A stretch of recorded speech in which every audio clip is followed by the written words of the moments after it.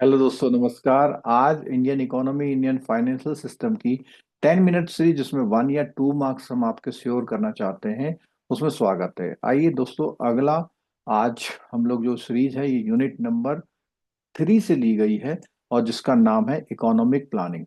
दोस्तों, economic planning की कुछ डेफिनेशंस हैं। इकोनॉमिक प्लानिंग को किस इकोनॉमिस्ट ने किस तरह से एक्सप्लेन किया है, इस पर ये छोटा सा कॉन्सेप्चुअल वीडियो है। सबसे पहले बात करते हैं कि इकोनॉमिक प्लानिंग की अगर बात करते हैं तो एक इकोनॉमिस्ट रहे हैं H.D. डिकिंसन। उन्होंने इकोनॉमिक प्लानिंग को किस तरह से डिफाइन किया है? The making of major economic decisions, what, how much, and to whom is to be allocated by the conscious decision। यानी कि सबसे पहली बात, इकोनॉमिक्स की कुछ प्रॉब्लम्स होती हैं जिसके लिए इकोनॉमिक्स बनी है। What, how much and for whom, कोई भी प्रोडक्शन होगा और उसको कैसे एलोकेट करना है, इस चीज का conscious decision of a determinate authority. यानी कि जो डिटर्मिनेशन वाली अथॉरिटी होती है, जिनको ये काम होता है, वो कैसे उसको डिसाइड करती हैं on the basis of comprehensive survey of the economic system as a whole. यानी ये जो भी कुछ करती हैं ये एक कॉम्प्रिहेंसिव सर्वे के बेसिस पर होता है और पूरी इकोनॉमी को एज ए होल एक सिस्टम की तरह लिया जाता है। तो ये डेफिनेशन दी थी इकोनॉमिस्ट H.D. डिकिंसन ने। नेक्स्ट डेफिनेशन आती है एट होम।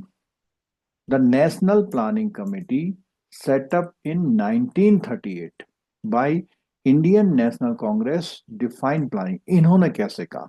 इन्होंने कहा planning under a democratic system may be defined as the technical coordination by disinterested experts of consumption, productions, investment, trade, and income distribution in accordance with social objectives set by bodies representative of the nation। यानी कि nation की जो representative body है उसने जो भी कोई भी सोशल ऑब्जेक्टिव सेट किए हुए हैं, ठीक है, और साथ साथ में इनकम डिस्ट्रीब्यूशन की, ट्रेड की, इन्वेस्टमेंट की, प्रोडक्शन की, इन सब चीजों के बारे में जो भी उन्होंने एक डिसीजन लिया हुआ है और वो भी एक डेमोक्रेटिक सिस्टम में, उसको हम प्लानिंग बोलते हैं।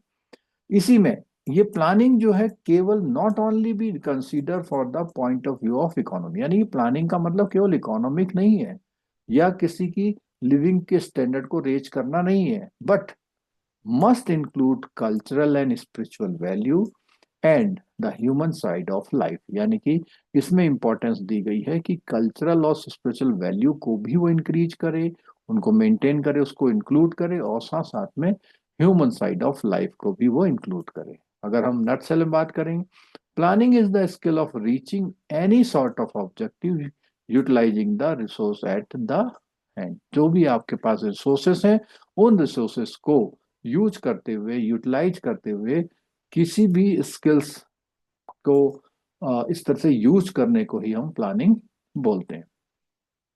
क्वेश्चन की बात करते हैं तो हमने देखा था कि इकोनॉमिस्ट थे H.D. डिकिंसन। उनके अकॉर्डिंग इकोनॉमिक प्लानिंग इन्वॉल्व करती है क्या? Random allocation of resources, conscious decision by the determinate authority, individual house hold choices और मेक फोर्सेस अलोन। तो हमने देखा था कि conscious decision by determinate authority अगर लेते हैं तो इसी को हम लोग इकोनॉमिक प्लानिंग कहते हैं। ठीक है। नेक्स्ट क्वेश्चन से पहले हम आपको एक जानकारी दे दें। 30 सालों में 10 लाख से बैंकर ज्यादा बैंकर ने JIB, CIB और प्रमोशन के एग्जाम की प्रिपरेशन हमारे के वीडियो लेसन्स और PDF से की है और अपनी सक्सेस ली है। इन सब के कोर्सेज की जानकारी आपको NS2schoolofbanking.com पर मिल सकती है या मोबाइल एप्लीकेशन पर भी मिल सकती है। नेक्स्ट क्वेश्चन है national planning committee in India was set up in. तो नेशनल प्लानिंग कमेटी कब सेटअप की गई थी? तो हमने देखा था दोस्तों 1938 में, जो इंडियन नेशनल कांग्रेस के समय पर ये नेशनल प्लानिंग कमेटी सेटअप की गई थी। नेक्स्ट क्वेश्चन है planning in India as defined by the National planning Committee. तो हमने अभी देखा था 1938 में नेशनल प्लानिंग कमेटी स्टेब्लिश की। तो इनके अकॉर्डिंग जो प्लानिंग है वो क्या है? Only economic growth and production, technical coordination of consumption production and trade of income distribution, raising living standard along with the cultural and spiritual values, both B and C. ठीक है। तो यहाँ पर हम देख रहे थे कि यहाँ पहले में लिखा only economic and products growth and product, तो हमने इसको डिस्कार्ड किया था। क्यों? इसमें जो है कल्चरल स्पिरिचुअल भी आना था, तो ये तो नहीं है। टेक्निकल कोऑर्डिनेशन, बिल्कुल कंजम्पशन प्रोडक्शन और ट्रेड के लिए टेक्निकल कोऑर्डिनेशन की बात यहाँ पे की गई थी। साथ में जो लोग हैं उनका लिविंग स्टैंडर्ड को भी रेज करने की बात की, बट साथ साथ में कल्चरल स्पिरिचुअल को भी, वैल्यूज को भी रेज करना था। तो ये भी सही है। तो इट मीन्स द क्वेश्चन जो बी और सी सही है, D option will be the correct option. D option is the correct option. ठीक है। नेक्स्ट क्वेश्चन है Dickinson definition of planning stresses. क्या करता है? Allocation based on authority conscious decision, decision made without serving the economy, production guided by the individual preferences, ignoring distribution of goods. ठीक है। तो यहाँ पर हम देख रहे हैं तो allocation based on authority conscious decision, तो यहीं पे हमने देखा था कि डिकिंसन की जो डेफिनेशन में था यही था, जो अथॉरिटी है वो कॉन्शियस डिसीजन लेती है किस बात के लिए? एलोकेशन के लिए। तो A will be the correct answer. A will be the correct answer. ठीक है। Next, which of the following statement are correct regarding planning in India? It is defined under a democratic system, it is coordinated by disinterested experts. It includes cultural and spiritual values. It involves social objectives set by the representative bodies. तो यहाँ पर हमने देखा था कि जब हम इसकी बात कर रहे थे जो एस डी डिकिंसन के अकॉर्डिंग प्लानिंग की बात कर रहे थे, तो यहाँ पर अच्छा ये बात यहाँ पर आ रही है प्लानिंग इन इंडिया में एस डी डिकिंसन के अलावा। तो हमने देखा था डेमोक्रेटिक सिस्टम था, डिसइंटरेस्टेड एक्सपर्ट कोऑर्डिनेशन था, ये सब चीजें थी। तो इसमें ऑप्शंस दिए हुए हैं यहाँ पे कि फर्स्ट सेकंड एंड फोर्थ सही है, वन थ्री सही है, टू थ्री सही है, ऑल फोर सही है।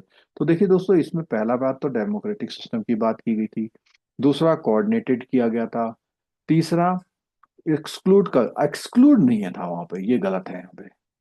Involve social objective by representative पर बिल्कुल ठीक है। तो यानी कि फर्स्ट, सेकंड और फोर्थ आर करेक्ट, तो ये A option will be the correct answer. Next question है identify the correct features, identify the correct features of economic planning as per the text. क्या था? कॉन्शियस डिसीजन मेकिंग था, raising standard of living था, ignoring human side of life था, और utilizing resources to reach objective था।